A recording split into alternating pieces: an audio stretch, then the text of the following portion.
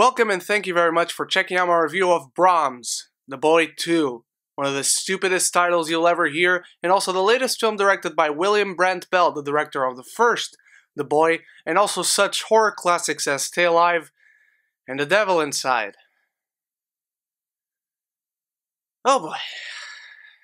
The film stars Katie Holmes, and we follow her family as they move into the Hillshire mansion with their young son, who soon makes friends with a lifelike doll called Brahms. Now, I didn't watch the first Boy when it first came out. I watched it just last week to prepare for this film, and I actually thought it was mostly fine. It's not a good film, but it actually does some interesting things. So generally, I didn't hate the first one as much as I at least remember everyone else hating. This, however, Brahms, The Boy 2, is a special kind of bad movie. A lot of sequels trash and retcon a lot of what their original predecessors do, and that's always not a good thing. Whether they're good movies or bad, it's never a good thing to contradict. This one, however, is special in its badness.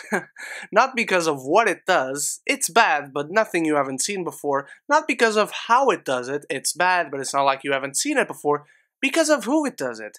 I don't remember a director and a screenwriter, two different people, but both directed and wrote the original and this film, and yet they contradict everything that they did in the first one. Spoilers for the first Boy, if you have the first Boy. Oh god.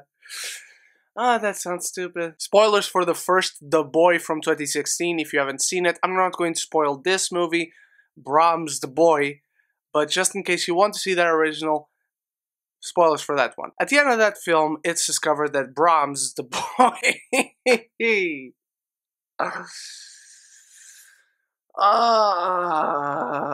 At the end of the original film, it's discovered that Brahms, who was supposedly dead since he was like, what, 8, 10 years old, was living inside the walls all the time. He was the one moving the doll and whatnot around the house and making noises and whatnot. And throughout that film, we don't see the doll move by itself at any point. In this film, 20 minutes into it, he's turning his eyes like this and moving his head and whatnot.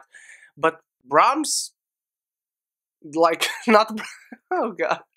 This is so stupid. But Brahms, the man, isn't anywhere to be seen. So this film immediately, without any regards, without any explanation, just goes into supernatural. And it just expects you to accept that suddenly it is supernatural. Even though in the first one, despite being stupid, it explains perfectly reasonably that it wasn't supernatural and that the guy was living inside the walls of the house. Not to mention, once we get to the third act of the film, and again, I'm not going to spoil anything, but the most stupid and most blatantly contradicting thing happens in this film and is revealed, and it makes no sense. It doesn't add up with this very movie, but it doesn't add up with its original predecessor either.